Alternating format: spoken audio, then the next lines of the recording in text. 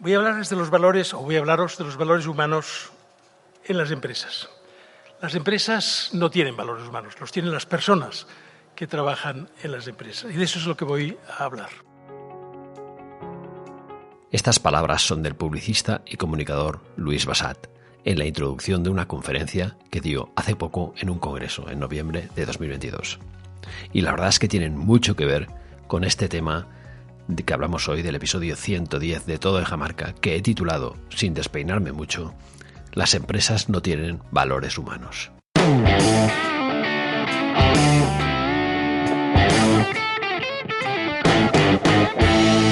Hola, soy Guillem Recolons y te doy la bienvenida a Todo Deja Marca, tu podcast de marca personal.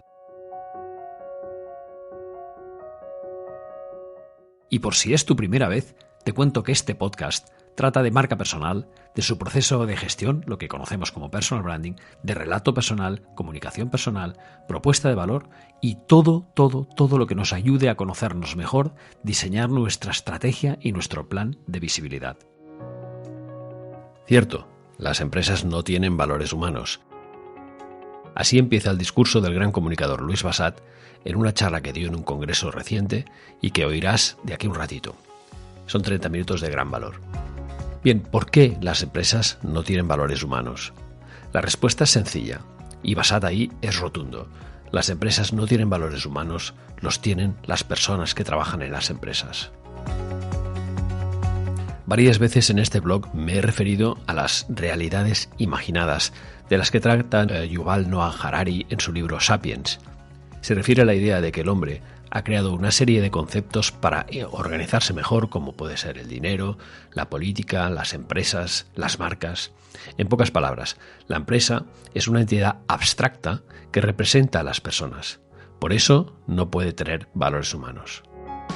Pero entonces, ¿qué pasa con eso de la visión, la misión, los valores que tanto obsesionan a las empresas? Bueno, una empresa siempre empieza con un sueño.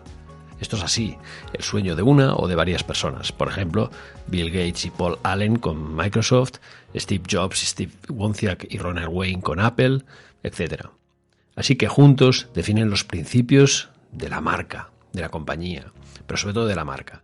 Ya sabes, propósito, visión, misión, posicionamiento, valores, atributos, principios, palancas, insights, territorios, activos de marca, tonos, sistemas, tagline, KPIs, Employer Value Proposition, y podría seguir aquí hasta mañana. ¿Hay algo más humano que un propósito que unos valores? Por eso, a la hora de definir estos dos activos intangibles, propósito y valores de la empresa, se recurre a los de sus fundadores, que esto es lo que nos cuenta más o menos Louis Bassat en su charla. Otra cosa sería definir el propósito y valores de una marca. Ya no hablamos de una empresa, sino de una marca. Y ahí sí que sería un ejercicio de idealización y personalización. Por ejemplo, quiero una marca que conecte con determinadas personas de esta manera o de esta otra. Y por tanto, defino estos valores. Pero esa definición no puede ser nunca falsa, no puede ser nunca cosmética. Es decir, si tú defines unos valores de marca, luego tienes que tener un marketing que sea coherente con esa definición de valores. Tenemos que diferenciar también los valores humanos y los valores de marca. Porque ya vemos que los de empresa son los de sus creadores. Yo tuve la fortuna, y esto es así, de trabajar unos años en la agencia de publicidad de Louis Bassat, llamada Bassat Ogilvy. En aquel momento era Bassat Ogilvy Mather. Y los valores que regían eran los de Louis Bassat, que afortunadamente eran humanos, eran efectivos, los ponía cada día en práctica y además impregnaban la personalidad de esa oficina y se contagiaban a cuantos trabajamos ahí. Debo decir que es el mejor jefe que he tenido en este sentido, una persona muy centrada en sus valores y que dirigía la agencia pensando en las personas. Y las personas no son los clientes, las personas que están dentro, que para él eran el activo número uno, y luego las personas que están fuera. La historia es cómo podemos identificar nuestros valores. Tenemos dos formas de hacerlo: preguntándonos a nosotros mismos y preguntando a las personas de nuestro entorno. En el primer caso, para identificar nuestros valores, primero necesitamos un momento para reflexionar sobre lo que es importante para nosotros. Pensemos en situaciones en las que hemos tomado la mejor decisión.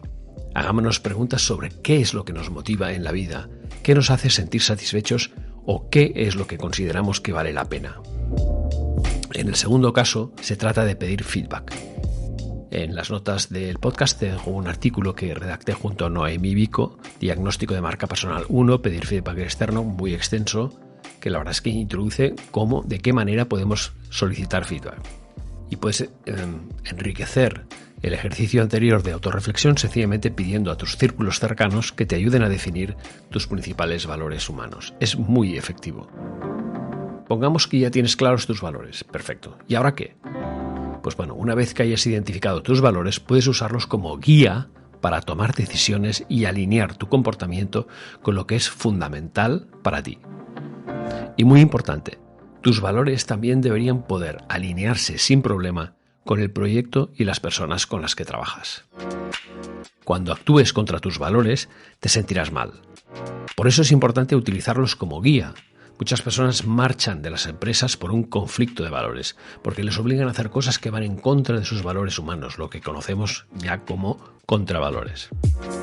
Y la última pregunta que creo que es importante es, ¿cómo se transmiten los valores?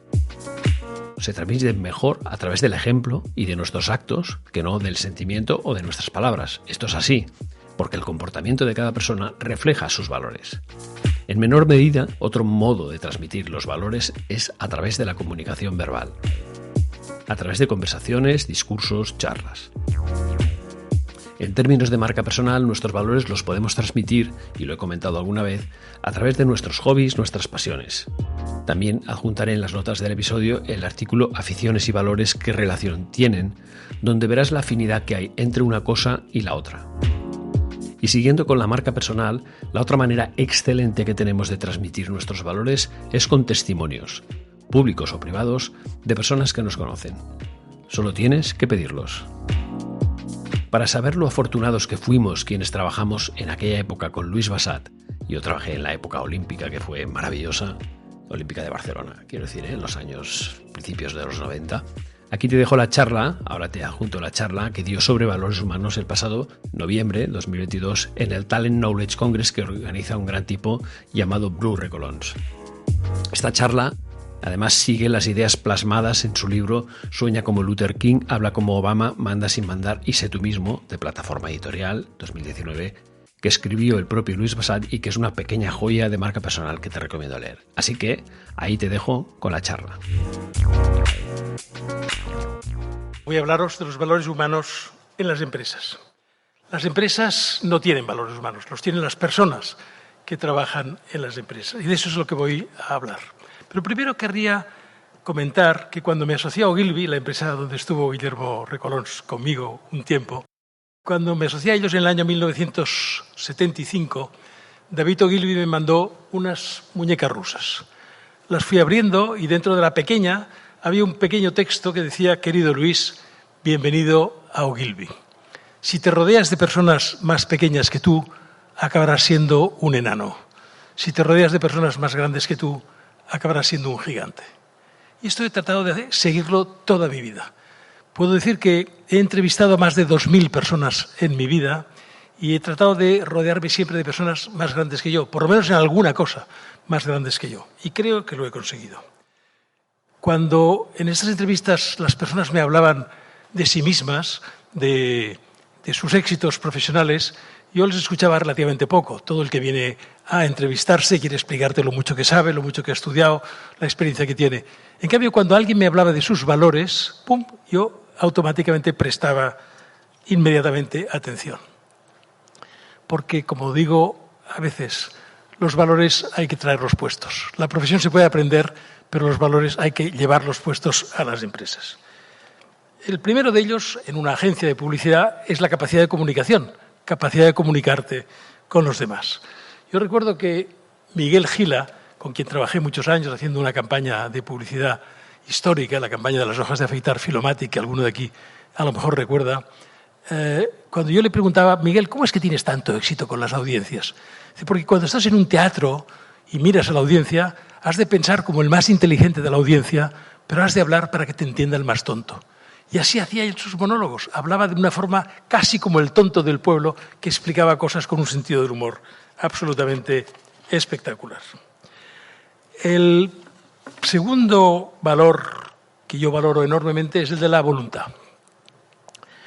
Recuerdo una vez que vino a verme Bettina Farreras, una estudiante de último curso de la universidad, que Guillermo Recolón conoce muy bien y hoy justamente me la ha recordado en la comida, y se vino a ofrecer, a decirme que le encantaría trabajar con nosotros. Estuve entrevistándola durante bastante rato y lo tenía todo excepto el inglés. Y dije, Bettina, eres la persona perfecta para que yo te contrate, pero es imprescindible que hables inglés.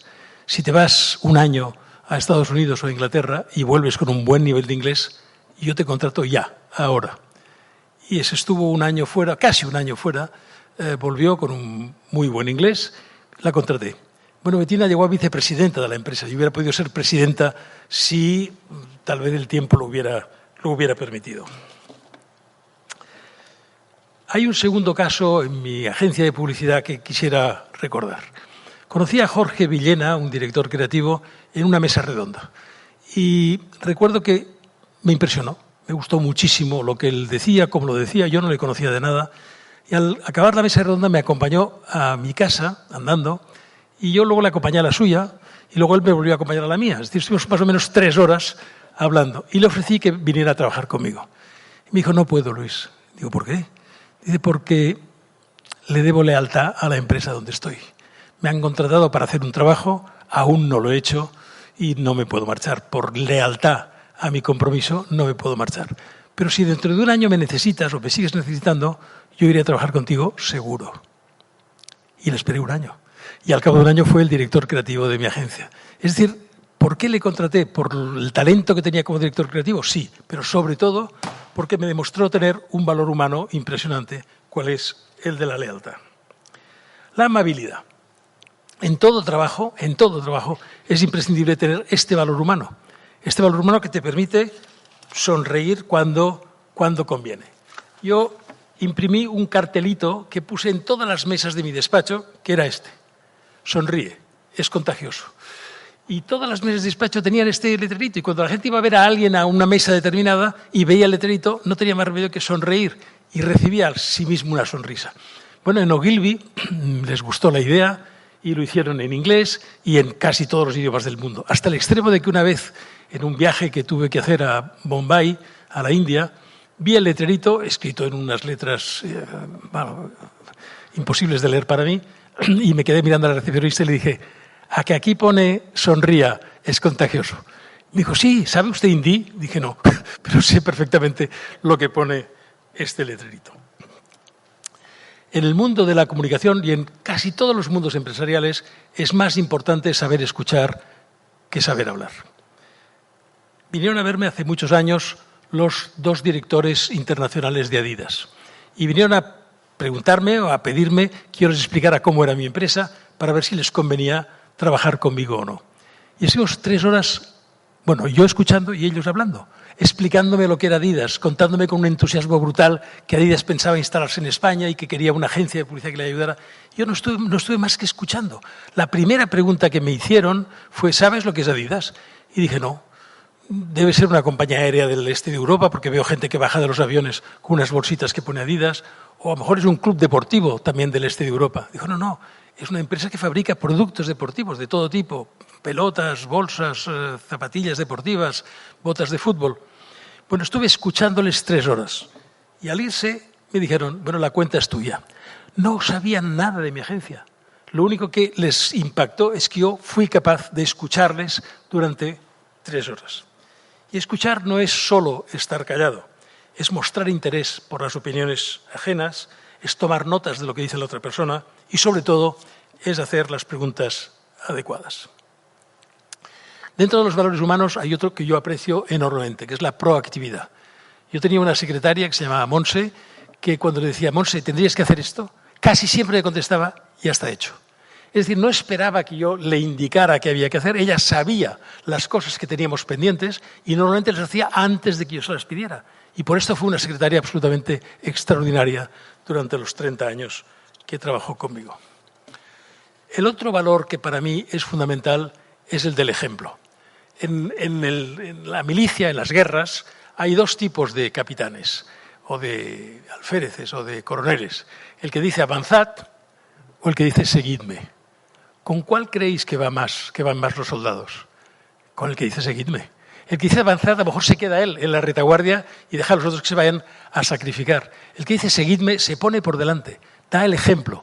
Y eso es un valor en el mundo empresarial fundamental. A mí no me gustan los directores que dicen avanzad, me gustan los directores empresariales que dicen sígueme. Hay un adagio latino que me da razón, que dice: las palabras mueven, los ejemplos arrastran.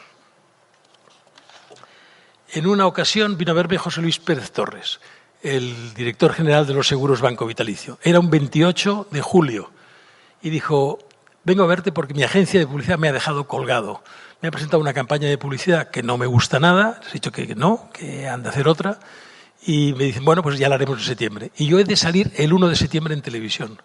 ¿Tú podrías hacer una campaña de hoy, 28 de septiembre, al 28 de julio al 1 de septiembre? Y dije, sí, claro. Y pues, oye, el encargo es tuyo.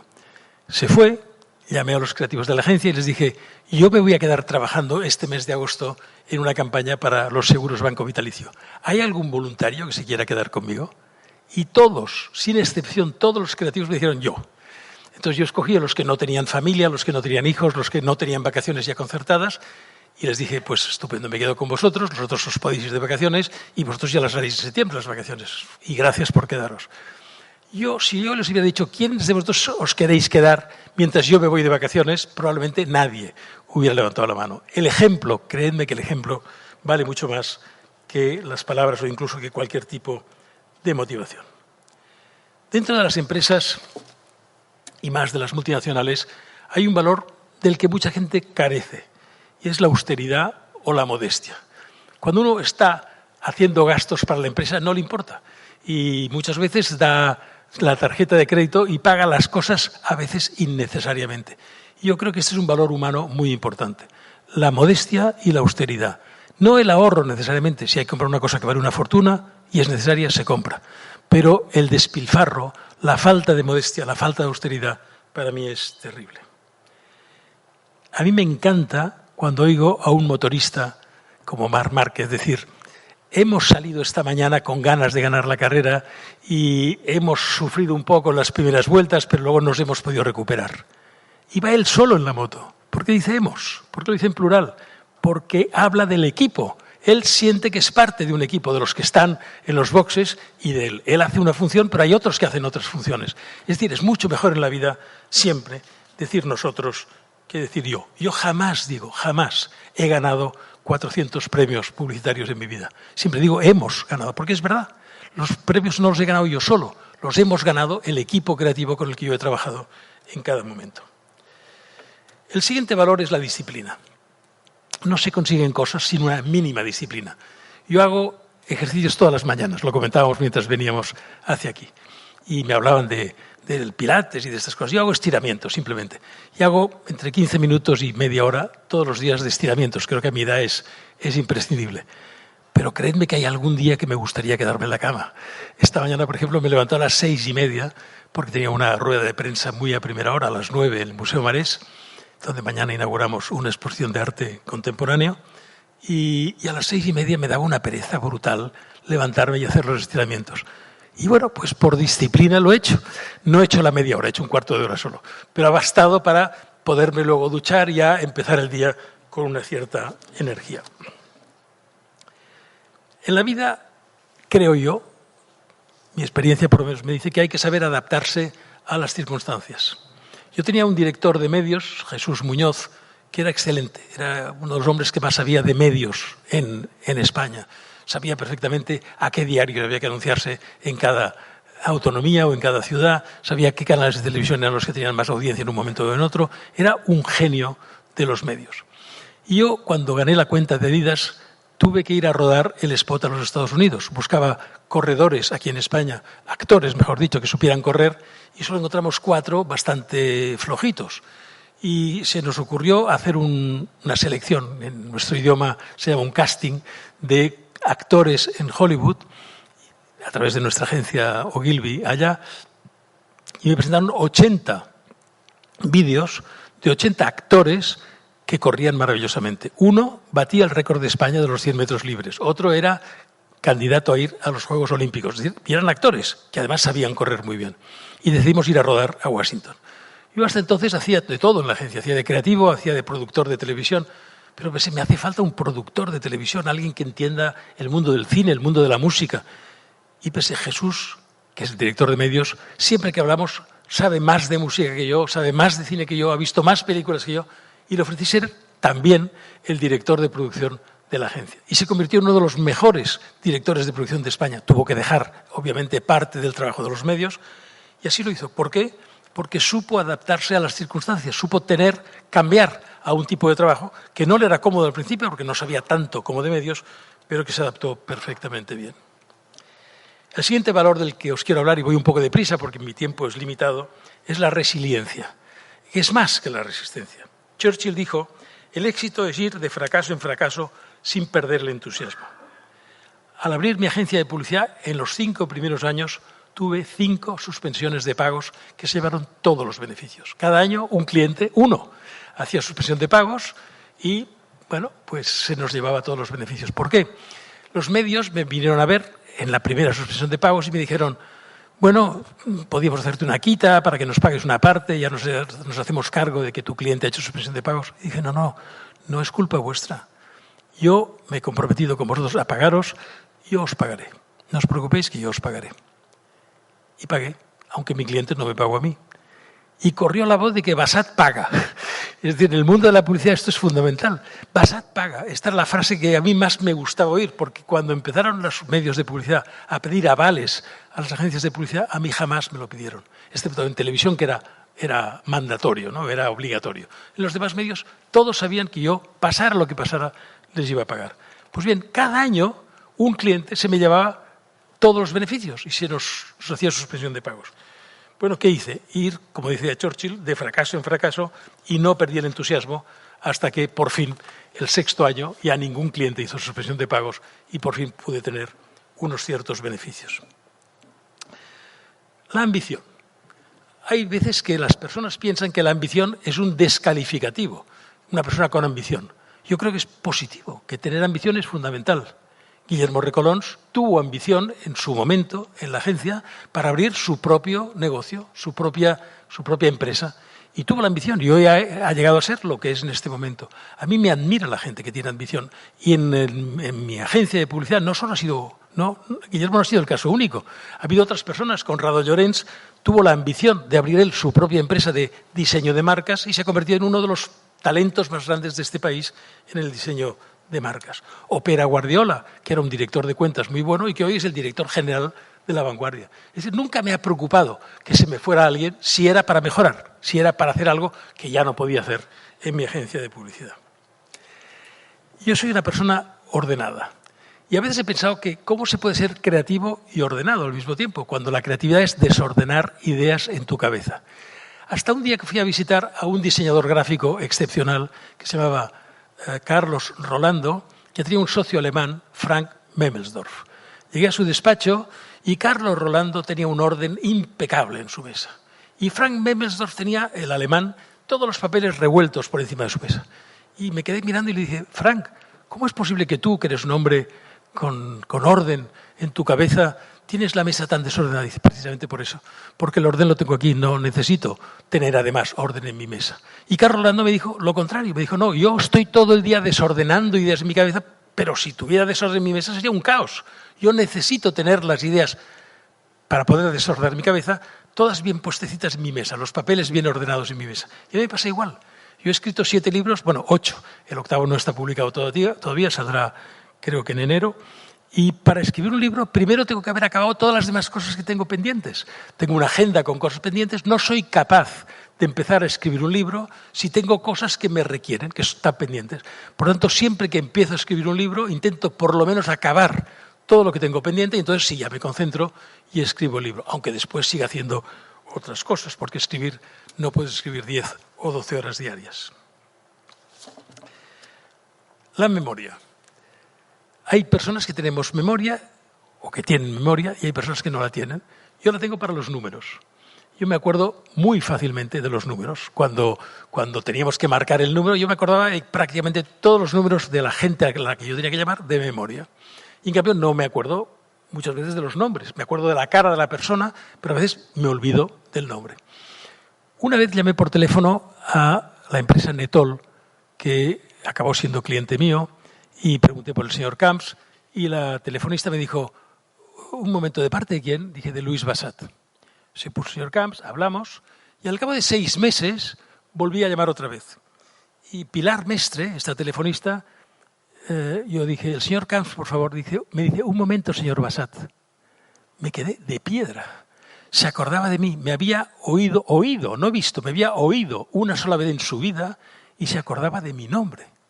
Bueno, cuando fui a la empresa Camps, a los famosos fabricantes del Netol, y vi a Pilar Mestre y dije, Pilar, si por lo que sea algún día usted decide dejar Netol, usted tiene un puesto de telefonista en mi agencia de publicidad. Y así fue. Netol murió el señor Camps, Netol cerró y Pilar Mestre vino a trabajar con nosotros. Impresionaba de tal manera a los clientes que llamaban una vez y ella ya se acordaba de su nombre y les volvía, cuando volvían a llamar, ya les decía por su nombre, un momentito, señor Pérez, o señor Martínez, o señor Pujol. El respeto. Yo contraté en Madrid a quien fue mi jefe. Cuando yo tenía una pequeña agencia de publicidad y cuando decidí dejarla para buscar un socio multinacional y abrir una nueva agencia multinacional, me fichó la agencia Alas, cuyo director general era Fernando Romero. Luego ellos querían convertir Alas en una agencia internacional, luego cambió el presidente y el consejero delegado y decidieron no hacerlo. Y entonces fue cuando yo me fui a Estados Unidos para asociarme a Ogilvy. Al cabo de unos años, yo necesitaba un gran director general en Madrid. El que había contratado no había funcionado y pensé, tal vez Fernando Romero aceptaría ser mi director en Madrid, el que había sido mi jefe. Y aceptó. Y me trató con un respeto inmenso. Siempre más fui su jefe, cuando él había sido mi jefe antes.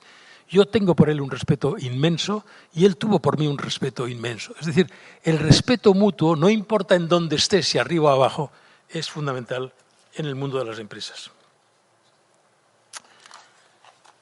Yo valoro mucho también la capacidad de reflexión. Yo tengo 4 hijos y la verdad es que los 4 son estupendamente críticos conmigo. Cuando escribo un libro, se lo paso a todos ellos y todos ellos me hacen sus comentarios. Mi hijo José Manuel, que hace 27 años que vive en Washington, trabaja en el Banco Mundial, es el tercero, sin duda es el más profundo de los 4, porque tiene esta capacidad de reflexión que a lo mejor los otros no la tienen. Los otros me dan a bote pronto su impresión sobre mi libro. José seguramente es el que tarda más en contestar, pero dice lo exacto.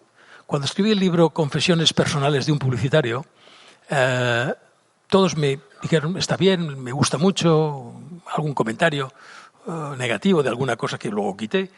Y José Manuel me dijo, papá, en todos los capítulos sales bien parado. ¿No debía haber un capítulo en donde salieras mal? Y digo, tienes razón. Dice, a mí se me ha ocurrido el título de un capítulo para ti. Digo, ¿cuál?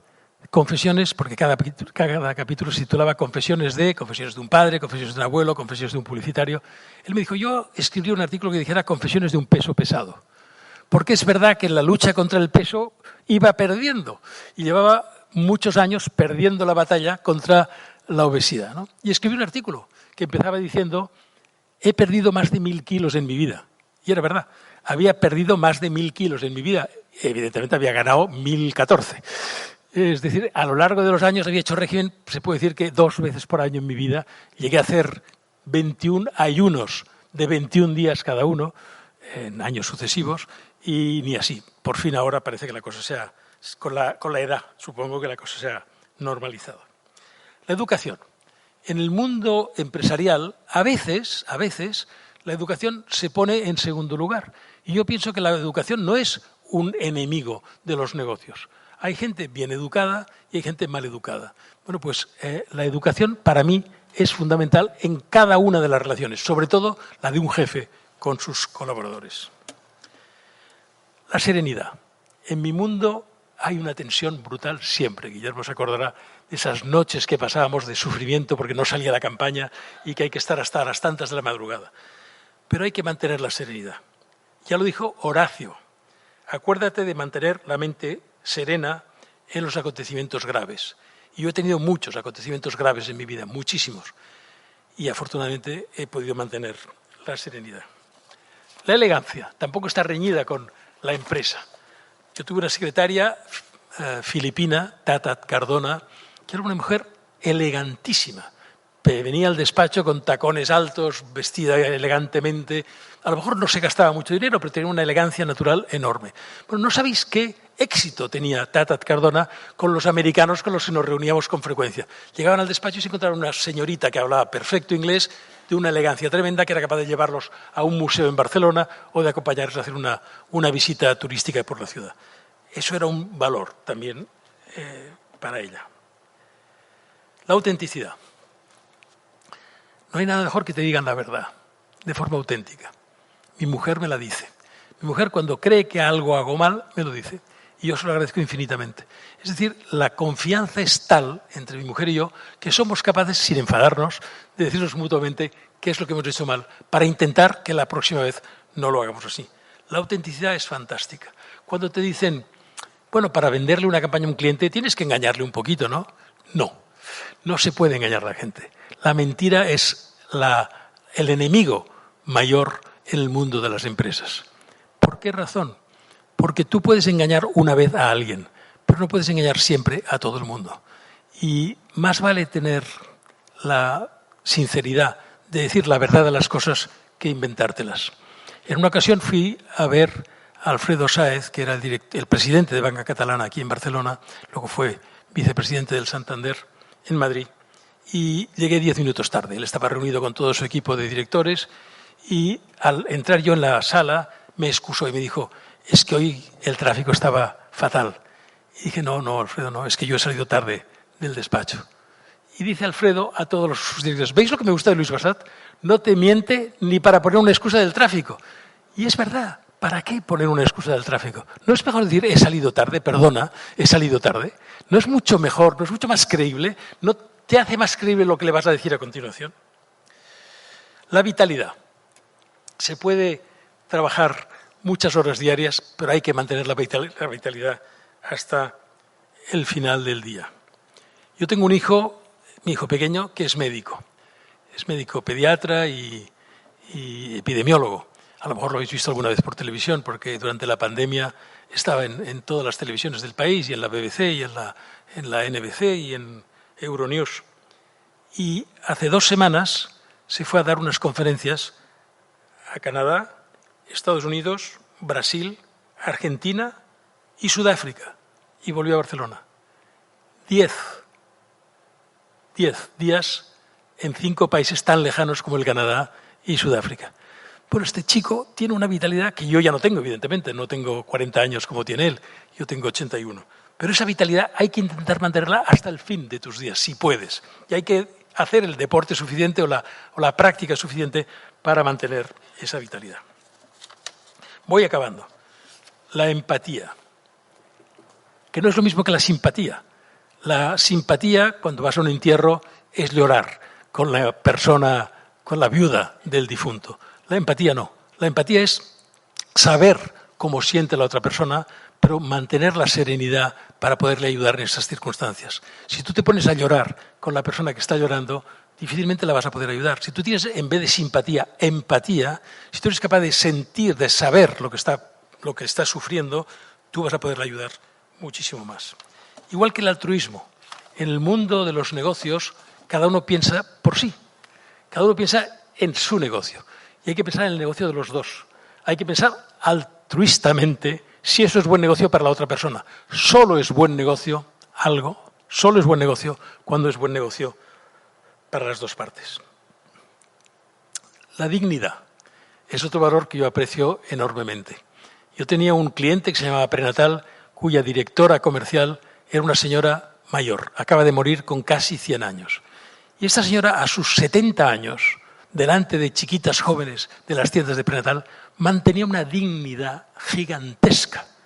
No se casó nunca, no tuvo hijos nunca, su vida era la empresa para la que trabajó, y trabajó con una dignidad hasta que se retiró. Y después de retirarse mantenía esta dignidad. Yo la vi hasta poco antes de que muriera, y con 90 y muchos años mantenía una dignidad absolutamente asombrosa. la visión de futuro. No basta con pensar en el negocio hoy, sino hay que pensar en el negocio el día de mañana. Me preguntan si soy crítico o no con la idea de que el Barça se haya vendido ingresos del futuro. Y sí, lo soy, porque una cosa es el pan para hoy y otra cosa es el hambre para mañana. Si tú te vendes el dinero que vas a ganar en el futuro, difícilmente puedes afrontar ese futuro con más o menos éxito. Por lo tanto, la visión de futuro es fundamental. Toda decisión que uno tome hoy tiene que pensar qué pasará con esta decisión el día de mañana. Bernardo Hernández lo conocí porque era uno de los directores mundiales de Google y yo no le conocía hasta que me invitó a dar una conferencia en San Francisco a los directores de Google, que por cierto, cuando llegué allá y vi todo de chicos jóvenes sentados por el suelo con bambas y pantalones tejanos, pensé, esto es la universidad, esto no es Google, ¿no? No, eran los directores de Google del mundo. Y les di una conferencia sobre creatividad. Pues bien, Bernardo, que trabajó en Google muchos años, dejó Google y vino a España, volvió a España porque él era de Madrid. Y nada, empezó 2 o 3 cositas pequeñas. Una, El Idealista, que era una cosa de informática a través de la cual tú podías buscar los pisos que estaban en venta. Y al cabo de muy poquito se la vendió por 240 millones de euros. Y me decía el otro día, hablando con él, porque somos muy amigos, nos hicimos muy amigos, decía, lo vendí y estoy contento de haberlo vendido, pero el fondo al que se lo vendí lo acaba de vender por 3.500 millones. Es decir, que a lo mejor me precipité un poco vendiéndolo por 240. De todas maneras, esa visión de futuro de haberse ido a Google para aprender y luego hacer negocios por su cuenta me pareció extraordinario. Llego al penúltimo valor de los que hablaré hoy. Hay más, pero he escogido los que me parecen más relevantes para la empresa. Y es el de la amistad. En la empresa puedes hacer amigos. Yo tengo amigos íntimos que esta amistad ha nacido en la empresa. Mi abuelo fue encarcelado al acabar la guerra española por formar parte de la conspiración judeo-masónica. Y en la cárcel, en el penal de Burgos, conocí a un señor al que encerraron por ser masón. Mi abuelo era judío, pero no era masón. Y el otro era masón, pero no era judío. Y resulta que los pusieron juntos en la misma celda. Y estuvieron 1 año y medio. Mi abuelo no estaba en casa cuando yo nací, en el año 41. Y la amistad de mi abuelo con el señor Gasol fue de toda la vida. Se conocieron en el penal de Burgos y mantuvieron la amistad toda la vida. El señor Gasol hacía seguros, y ya os podéis imaginar con quién hacíamos los seguros toda la familia, con el señor Gasol, porque era el amigo íntimo de mi abuelo y mantuvieron todos esos años su amistad. Y por último, llegó el valor más apreciado de mi profesión, el de la creatividad. Yo he hecho alrededor de 2.000 campañas de publicidad en mi vida. Y he dicho yo, mal dicho, nosotros hemos hecho más de 2.000 campañas de publicidad en mi vida. Y en todas ellas creo que hemos puesto grados de creatividad. Pero para poner en valor este valor humano, he estado pensando qué campaña podía llevar, qué ejemplo, qué spot podría traer aquí para demostrar un poco de la creatividad que yo he utilizado en mi vida. Y en vez de traer un spot, os he traído una cosa que también hemos recordado hoy a la hora de comer, y es el trabajo creativo más difícil que he hecho en mi vida fue las ceremonias de los Juegos Olímpicos de Barcelona. Pascual Maragall, cuando yo le dije que no me quería presentar al concurso para hacer las ceremonias olímpicas, me dijo, Luis, pero si tú eres publicitario, yo quiero que las ceremonias olímpicas sean como un spot publicitario de Barcelona, de Cataluña y de España. Y con eso me convenció a que me presentara, co-ganara el concurso, junto con Ovidio, que era una productora que trabajaba para nosotros, y hicimos una sociedad que se llamó Ovidio Basat Sport, y hicimos las 4 ceremonias, las 2 olímpicas y las 2 paralímpicas.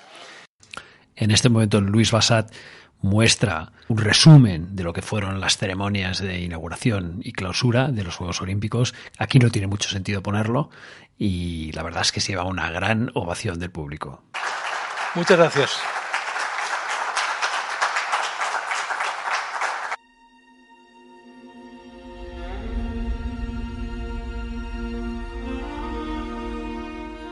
¿Qué te ha parecido? Interesante, ¿eh?